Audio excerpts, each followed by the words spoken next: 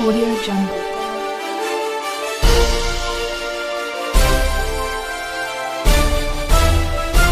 Audio Jungle.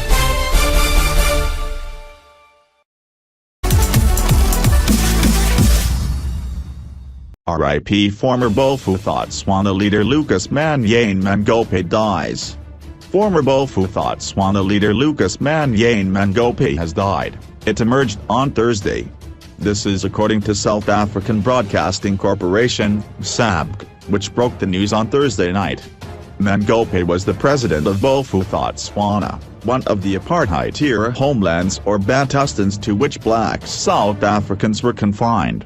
He was also the former leader of United Christian Democratic Party, UCDP, a party he also founded.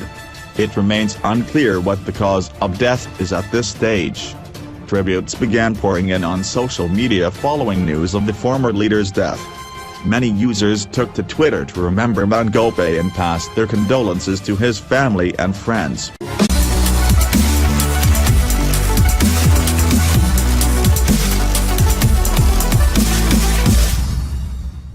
Fake article that Bushiri arrested in U.S. for smuggling cocaine. False article published that Malawian prophet Shepherd Bushiri has been arrested in JFK Airport in New York on suspicion of drug trafficking and possession. The false news claimed that according to Fox News, 10 kilograms of cocaine was reportedly found on the baggage carousel on the pastor's flight from Johannesburg to New York.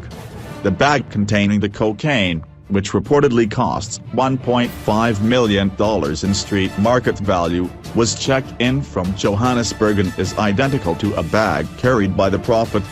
Bushiri, who is known for his extravagant lifestyle, has reportedly been released on $100,000 bail, and while his fingerprints were not found on the cocaine, immediate forensic tests have proved his connection.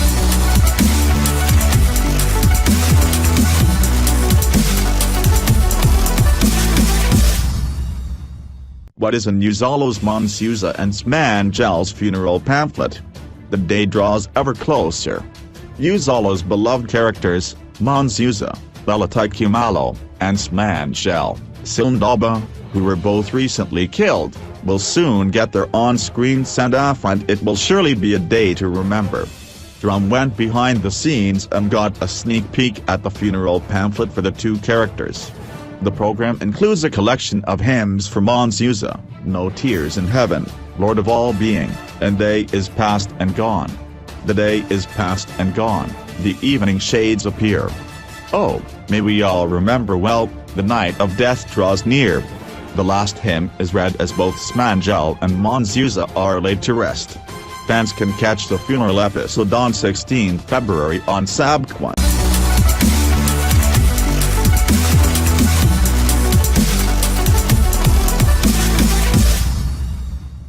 No hard feelings against Mugabe. President Emmerson Mnangagwa yesterday said he had no hard feelings against former President Robert Mugabe, as he believes most decisions he took during his last days in power were not of his own making but instead influenced by G40 criminals who took advantage of his advanced age. Mnangagwa claimed that he was in constant touch with the former leader. The new president made the revelations during a town hall meeting with youths in Harare. The dialogue was organized by Global Shapers Community, a network of young people driving dialogue, action and change. Asked by interviewer Vimbai KGs about his relationship with Mugabe, President Mnangagwa said, "I am here because for the last 54 years he was holding my hand. To me he is my father, mentor, icon, revolutionary leader. But time comes when he gets influenced because, I believe, of age." Somebody described people who surrounded him as criminals. So, I do not believe that some of the actions made at the 11th hour were genuinely his own. President Mnangagwa said to vindicate that criminals had circled Mugabe. The former leader seemed not to recall that he had fired him as vice president. He said Mugabe pleaded with him to return direct to State House when he told him that he had fled to South Africa fearing for his life. "I realized that things were not what I used to know," President Mnangagwa said. As a result of that, I have no ill feelings at all towards former President Mugabe. I chat with him. President Mnangagwa said instead of getting worried, he felt pity for those who attacked him during the presidential youth interface rallies. Of the 9 rallies, we began in Mashonaland East, he said, responding to how he felt during the rallies. As we went on, it became slightly harder, slightly troublesome, and as we went on it became very worrying. I really thought that those who were making accusations on me or some of my colleagues like George Tremba were ignorant of who I was and who Tremba was. They also had a perception created outside our actual persons and they misunderstood us. If a person misunderstands, you pity him. You do not get worried. So, I was not worried, because I was misunderstood. Mnangagwa said he had since put behind the past and was focusing on unity and development. In my inauguration speech, I spoke about reconciliation, he said. I spoke about bygones being bygones, meaning there is nothing we can do about the past. Those things have happened.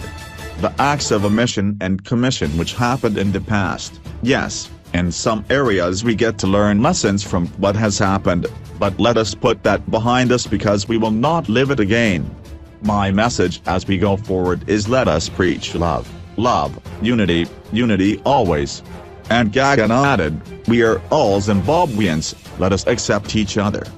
I believe that every single Zimbabwean, young or old, rich or poor, tall or short, blind or with eyesight has a role to play and is an important person to bring our nation forward. My appeal is let us look into the future, that is the only space we can improve. The dialogue meeting was attended by Vice Presidents Constantino Chiwenga and Kembo Mohadi, Cabinet Ministers, Chief Secretary to the President and Cabinet.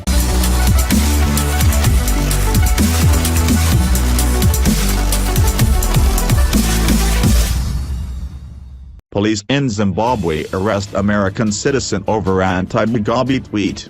In a tweet, the Zimbabwe Lawyers for Human Rights, ZLHR, group said Mzo Donovan, the manager of Magamba TV, an online-based satirical video outlet, was the first person to be arrested on such grounds since the cyber ministry was formed. Police arrested Mzo Donovan during a morning raid at her home in Harare, seizing electronic devices, including computers and a phone.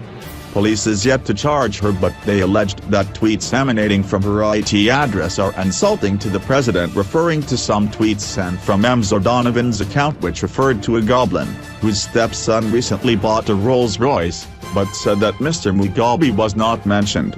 Zimbabwe does not yet have a cybercrime law, so if O'Donovan is charged it is likely to be under the presidential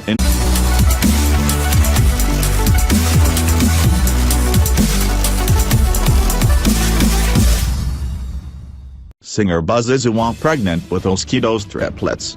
Meet singer Buzzizuwa's baby daddy, Bye. The singer announced close to end of 2017 that was expecting her first children's. She has since given birth a few days ago. Despite being open and sharing her pregnancy news with fans, Buzzizuwa had kept the identity of the father's child to herself, until now. The singer tagged the baby daddy in one of the baby photos on Instagram.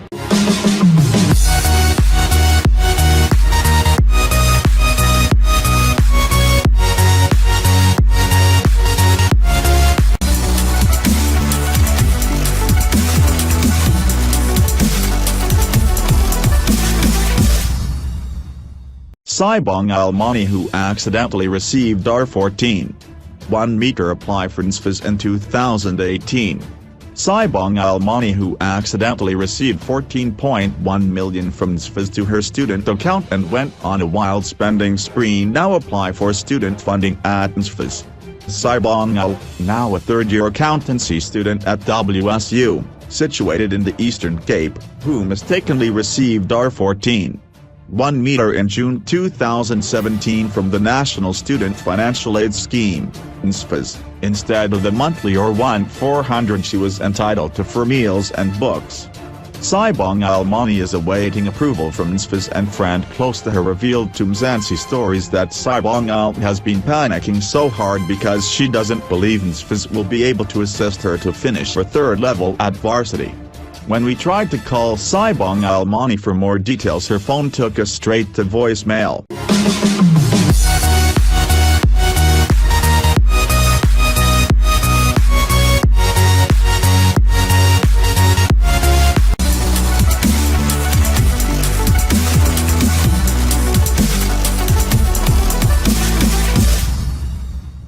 Prophet Shepherd Bushiri arrested in U.S. for smuggling cocaine. Malaysian Prophet Shepherd Bushiri has been arrested in JFK Airport in New York on suspicion of drug trafficking and possession. According to Fox News, 10 kilograms of cocaine was reportedly found on the baggage carousel on the pastor's flight from Johannesburg to New York. The bag containing the cocaine, which reportedly costs $1.5 million in street market value, was checked in from Johannesburg and is identical to a bag carried by the prophet. Bushiri, who is known for his extravagant lifestyle, has reportedly been released on $100,000 bail, and while his fingerprints were not found on the cocaine, immediate forensic tests have proved his connection.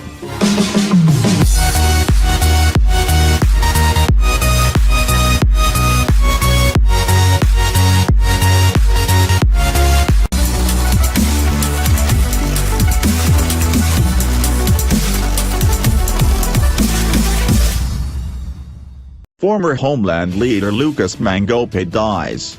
The 94-year-old Mangope formed and led the United Christian Democratic Party, UCDP, based in the Northwest Province, after he was ousted from his post as head of the former Botswana, one of many independent black homelands which only apartheid South Africa recognized, in 1994.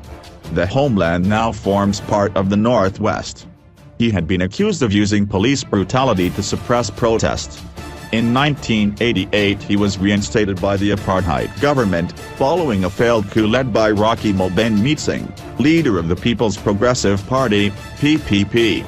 In 1993, ahead of the first democratic elections a year later, Mangope insisted Botswana would remain independent of the new and integrated South Africa and that he would not allow the elections to take place in his country, News 24 previously reported. He was removed from office by Foreign Minister Pick Boda and Transitional Executive Council (TEC) member Mac Maharaj in March 1994.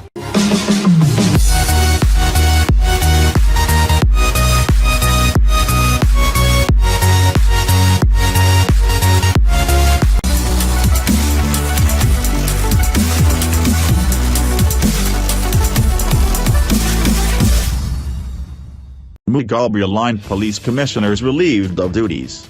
Several senior police officers who were allegedly aligned to former President Robert Mugabe have been reportedly relieved of their duties. Yet to be confirmed reports say the prominent figures in the Mugabe-led police administration under the guidance of former Commissioner General Augustine Chiri have been relieved of the duties.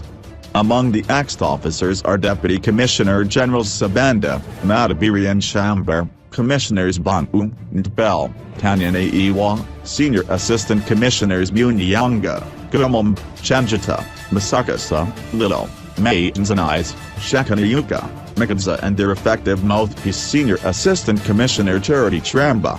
The ZRP had become one of the most disliked and distrusted organizations in Zimbabwe under the tenure of long-serving former Commissioner General Augustine Chiri. In the aftermath of Operation Restore War Legacy, the ZRP had to conduct joint patrols with members of the Zimbabwe Defense Forces as its officers were accused of corruption and extorting motorists through numerous roadblocks. More information is yet to follow on the changes taking place in the transformation of Zimbabwean police from force to service.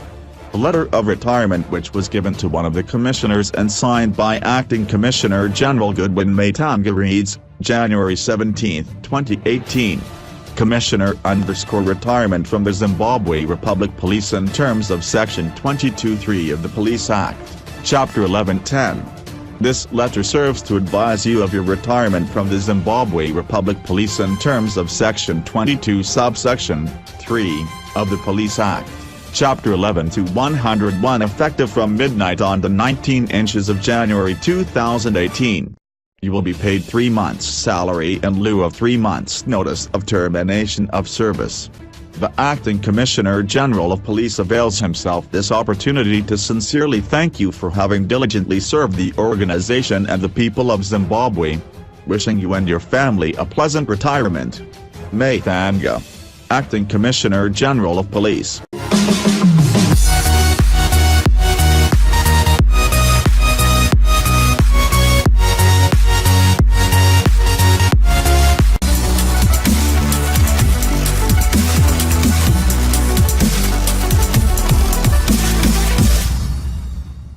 Latest on Wicknell-Chiveo's controversial ZISA tender saga.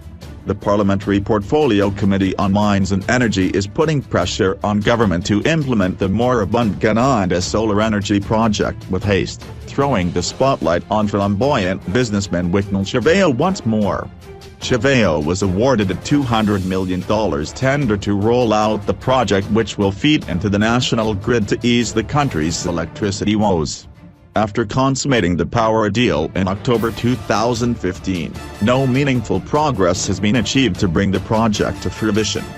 In fact, the project, which is expected to generate 100 megawatts of electricity, has been mired in controversy, amid accusations of underhand dealings between bureaucrats in former President Robert Mugabe's government and the burly businessman. Chiveo has consistently denied any wrongdoing. In a report presented in Parliament on Monday, the Portfolio Committee said the work that has been done on the energy project does not tally with the amount paid to the contractor. The committee is concerned to know that the work that has been done and the amount paid to the contractor does not tally, reads part of the report. To win back the people's confidence, it is recommended that the implementation of the project moves with speed so that tangible results are seen, instead of continued reports that the project is still at the preparation stage of the project cycle. The committee further recommended that the Procurement Regulatory Authority Board should move with speed in coming up with a framework that will ensure that in future controversies that surround the Gwanda solar project do not occur again, such as the payment made in the absence of a performance bond. Chiveo has been staring down the barrel over the power deals which he signed with ZISA Holdings and its subsidiary, the Zimbabwe Power Company, ZPC. These deals have come under scrutiny after Intertrek apparently failed to deliver on them. ZPC senior management were recently arrested for advancing $5 million to Chiveo for this project's pre-commencement works, despite the fact that the businessman had not providing a performance guarantee as required by law. The performance guarantee acts as financial security and is supposed to be presented by the contractor before the commencement of works. It insulates the client in the event that the contractor fails to fulfill obligations set out in the contract. Apart from the Gananda project, Chiveo was also awarded a further $73 million for the refurbishment of the Harare Power Station, $163 million for the restoration of the Munyati Power Station, and $248 million for the Gerzi Power Project. An elite investigating unit, the National Economic Conduct Inspectorate, NESI, is currently digging into Chiveo's deals. NESI recently ordered him to submit his bank statements, contract documents and cash books as part of widening investigations into the ZISA deals. Chiveo's project has attracted a lot of attention, including from Member of Parliament. The situation was worsened by the media houses which provided conflicting statements regarding the project starters, noted the Portfolio Committee on Mines and Energy. Some of the reports have cited irregularities in the manner in which the tender was awarded and the payment of the initial $5 million paid to the contractor, that is Intertrek.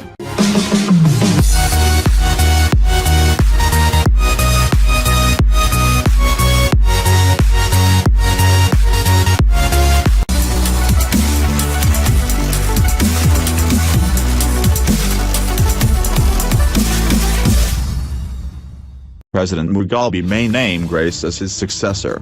In a shocking development to President Robert Mugabe's succession political plate tectonics, the veteran nonagenarian is reportedly set to name his wife, First Lady Grace, as his successor sometime next year, as the country descends into a Mugabe dynasty, Spotlight Zimbabwe reported. The publication claims to have gathered this information from some senior ruling party officials. The hard-to-swallow disclosures come at a time when the ruling ZANU-PF succession wars are now at a zenith, following Vice President Emmerson Mnangagwa's poisoning scare last week, which saw his health condition virtually becoming an emergency military operation, after he was flown to South Africa for urgent treatment and examination from Manyame Air Base. Harare was plunged into disbelief and panic mode as many feared for Mnangagwa's life, with his top ally, Zimbabwe Defense Forces, ZDF, Commander, General Constantino Chiwenga, making the swift intervention to have Mnangagwa rushed to Johannesburg. As first revealed by Spotlight Zimbabwe last year in March, it is however more likely for Mnangagwa to become the next president, while Chiwenga is set to become vice president of Zimbabwe, thus becoming the first highest-ranking military chief in the country's history to assume the second most powerful office in the land, after his predecessor, the late General Vitalist Zvinavash, came within a whisker of taking up the same office in 2004 following the death of VP Simon Musonda, in a thrilling grand political plan that has been brewing since 2008, reportedly mooted and involving former Ethiopian leader, Mengistu Haile Mariam, now exiled in Zimbabwe after receiving asylum in 1991, who is said to be the brainchild of the scheme, as a hired national security consultant of the military. Mugabe, the party officials say, intends to hand over the reins of power to Grace soon after securing a fresh 5-year term, if he wins the watershed 2018 presidential elections, as the ZANU-PF strongman is said to be convinced that a military putsch is still possible, and could be executed in a bloodless manner. Mugabe came out, with his guns blazing against the military last month, accusing them of interfering in politics and that their involvement was tantamount to a coup. The military has no right, to be interfering with the political processes, Mugabe told a meeting of his party's Women's League.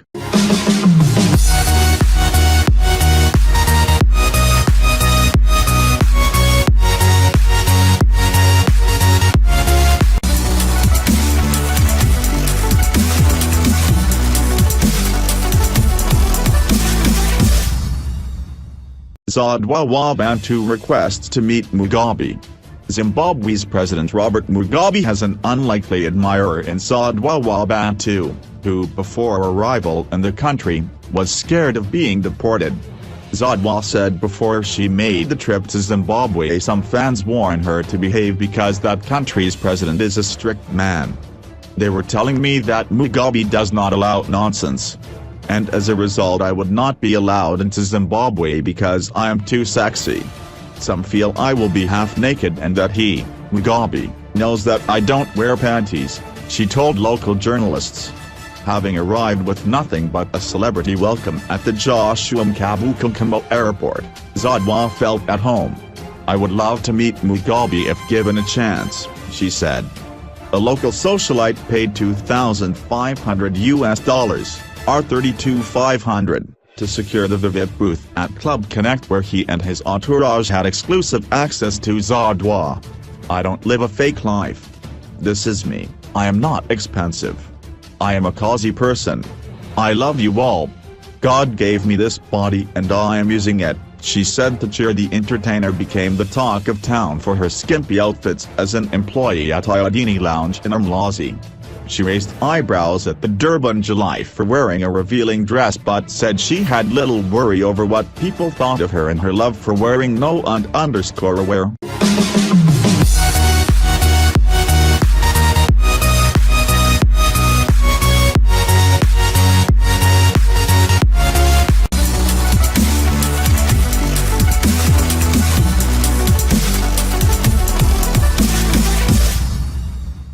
What happened the last time listeriosis broke out in South Africa? South Africa is in the fearful grip of the largest ever listeriosis outbreak in recorded human history. The disease has so far claimed 67 lives from 748 reported cases since the back end of last year. The infection is contracted through the bacterial Listeria, which can be found in vegetables as well as meat and dairy products. It thrives in warm, wet conditions and permeates the soil on farmland. Both animals and crops can be carriers of listeriosis, which finds its way to humans when we consume said products. To find out how you can avoid the illness, please read the Listeriosis Safety Guide we put together earlier this month. The outbreak in Mzansi has health officials and ordinary citizens on high alert, just as it did previously. When was the last time listeriosis was found in South Africa? There were 7 cases reported between January 2015, September 2015.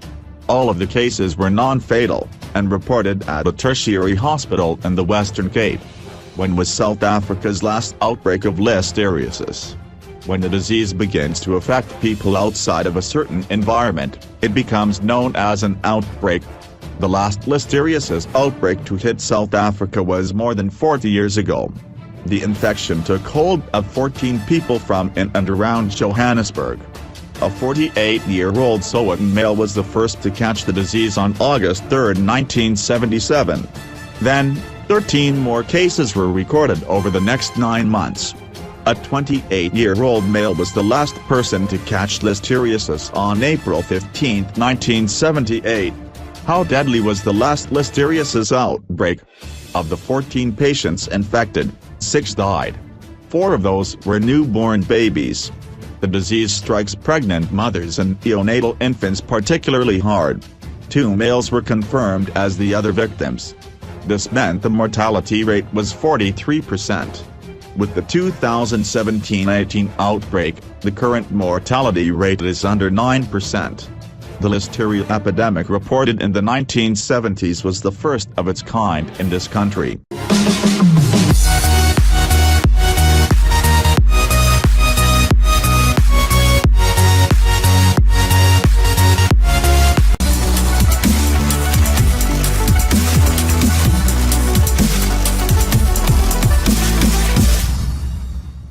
Bona Mugabe's husband Simba in hot soup as corruption investigations get serious. The Zimbabwe Anti-Corruption Commission, ZAC, is digging into the goings-on at Air Zimbabwe, ZIM, with its investigators keen on unraveling the nexus between former President Robert Mugabe's son-in-law and Zimbabwe Airways. The Daily News can report that the corruption watchdog is currently seized with matters relating to ZIM and Zimbabwe Airways, and is convinced that Simba, Mugabe's son-in-law, may assist in laying the facts bare because he was previously involved with both. ZAC Commissioner in charge of investigations Goodson Guni confirmed that Chikor, who was married to Mugabe's only daughter, Bona, was under the radar. "We are investigating what happened at Air Zimbabwe, and we will give you more details when we are done with the investigations before end of week," he said.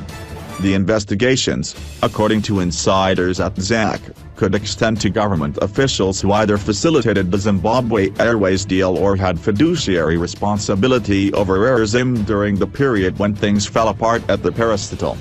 Zimbabwe Airways is said to be privately owned, although its ownership structure has remained a closely guarded secret as there are no records at the company registry of those behind it. It was expected to take to the skies in November last year, but its plans ran into serious complications following the change of guard at Manhumutapa building engineered by the military last November. Highly placed sources at ZAC told the Daily News that Transport Minister Joram Gumbo may not escape the investigations since he worked closely with Chikor before Mugabe's dramatic fall. Gumbo and Chikor had made several trips to Malaysia where Zimbabwe Airways acquired 4 second-hand Boeing 777 planes at an estimated combined cost of about $1 billion. This was after Malaysia Airlines, which has a fleet size in excess of 70 aircraft, revealed that it was disposing a fleet of Boeing 777s because it believed they were cursed after 2 of its planes, MH370 and MH317, were involved in disasters that cost lives. While Nguni refused to be drawn into whether Gumbo would be investigated, he insisted that ZAC will carry out its mandate without fear or favor. The development comes amid rumors that the architects behind Zimbabwe Airways wanted to sink the debt-ridden Air Zim, which, for many years, had benefited from government's protectionist policies. Air Zim's old fleet comprises 2 Boeing 767s, 3 737s, 3 MA-60s and 2 Airbus A320s. Only 3 of these are flying, 1 Boeing 767, 1 737 and an MA-60. The parastatal, which is said to be losing up to $3 million a month, is saddled with a $300 million declared debt. It has, over the past 3 decades, struggled to shake off claims of corruption and ineptitude, which has led to the dismissals of several of its boards and senior managers. When Chikor resigned from Air Zim last year after having been appointed to the airline in September 2016, rumor had it that he had done so to concentrate on Zimbabwe Airways and avoid potential conflict of interest. During his time at the national flag carrier, he was the parastatal's chief operating officer. Despite having a chief executive officer above him, Chikor used to call the shots at Air Zim, resulting in strained relationships between him and his boss, Ripton Muzinda. The tiff could have contributed to Muzinda's departure from Air Zim under unclear circumstances. Contacted for comment yesterday, Gumbo was evasive on the perilous state of affairs at Air Zim and the relationship with Zimbabwe Airways. "I will issue a statement," said the transport minister. Since President Emmerson Mnangagwa assumed office on November 24 last year, several former government officials, mostly from the dismantled Generation 40 faction, have been hauled before the courts on corruption charges. None among the current batch of ministers and those who were in the victorious Team Lacoste faction have been charged. Nguni said while ZAC's hands were previously tied during Mugabe's reign, the anti-graft body was now working without interference under the new dispensation, which has declared zero tolerance to corruption. It is part of the 100 Days program that has been initiated by the president, and we are investigating more people. We cannot say who exactly we are investigating, but we are doing our jobs in terms of the Constitution, said Nguni. "I can tell you though that there are more cases that we will follow because we are fulfilling our mandate. This time, there is no interference from government, as opposed to yesteryear. The executive is actually supporting all our efforts," he said.